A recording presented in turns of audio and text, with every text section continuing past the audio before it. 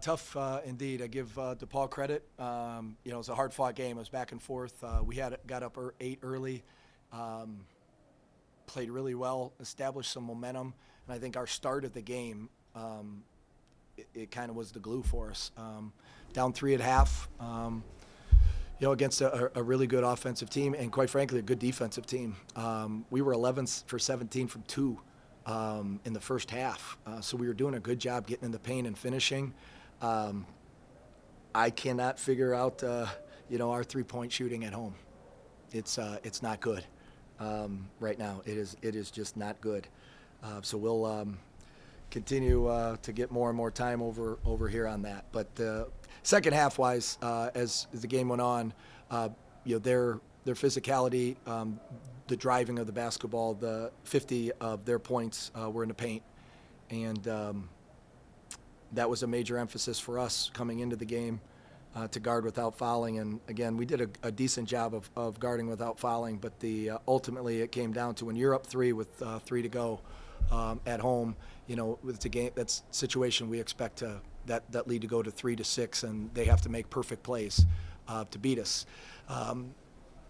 We had some good opportunities there throughout the game, but ultimately their offensive rebounding in a 2-point game, to get 3 offensive rebounds in a 2-point game was a difference there that allowed them to get the 4-point lead. And then at that point, it was we needed to play perfectly then. So I give our DePaul a lot of credit. They played hard, finished the game strong. Our guys played really hard, but again, we're finding just these 2 and 3 minute segments that really are kicking us, and these are painful lessons. But I love our team, love our guys. They have a fighter's mentality, and we're going to get back to work on Thursday, get ready for Northern Illinois, and finish the semester in the non-conference, hopefully on a great note. But we will have great preparation regardless, and I think there'll be a little hunger and hopefully a craw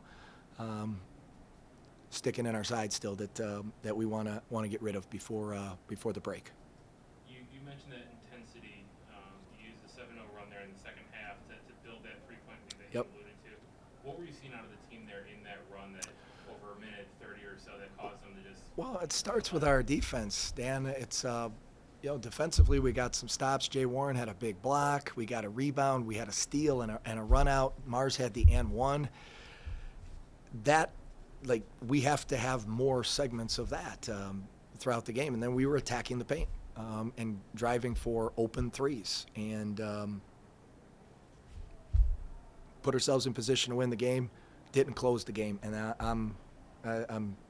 that's just really, really disappointing right now. But we shot from the field, 44%, but 5 for 28. We had some really good looks from 3. Really, really good looks from 3 that just did not go in, and those are shots that we are going to continue to work on and take. Saw you Saturday at Central Michigan again tonight, really coaching Mario Franklin hard. Yeah. Whether it was when he's coming out or on the bench, and it seemed to work. He responded tonight, career high 24 points, 12 rebounds for a double-double. Just what was that message to DeMario, and how did you see him put it in action tonight? Well, Mars is a competitor, and a supreme competitor. There are things that Mars's focus on a possession to possession and practice drill to practice drill.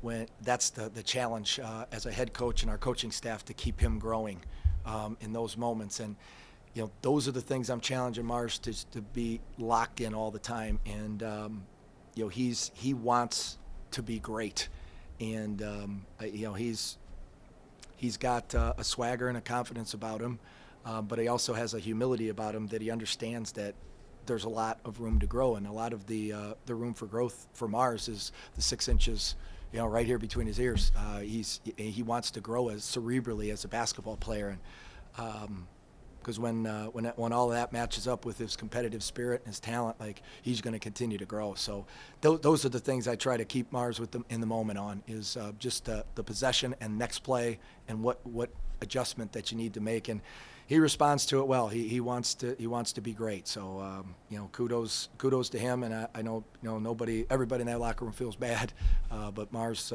obviously he takes his stuff hard too. You double up DePaul in assists, 18 to 9. Nice. I think at one point you had 9 assists on your first 10 made field goals. Yes. How important is it to get that ball moving with so many playmakers, whether it's lobs to the rim or finding the open three or an open shooter? Yeah, we finally, I think, turned the corner in terms of that. It's about our biggest kind of stumbling blocks offensively have been that when teams make a run on us or they get up 5, it's like we don't want to trust that. Tonight we trusted the offense, and we kept the ball moving to the second and third side. Once we got to the second and third side, good things happened. Their defense broke down, and we had opportunities, to score easy baskets, and to shoot 44% when you're 17% from 3 against DePaul. I would have taken that this morning and said we're going to have every chance to win the game for 44%, and still take it. But the 1 for 15 from 3, the first half is it is unbelievable. We shoot in practice. It came here this morning and shot it well. It's just we're just not making shots.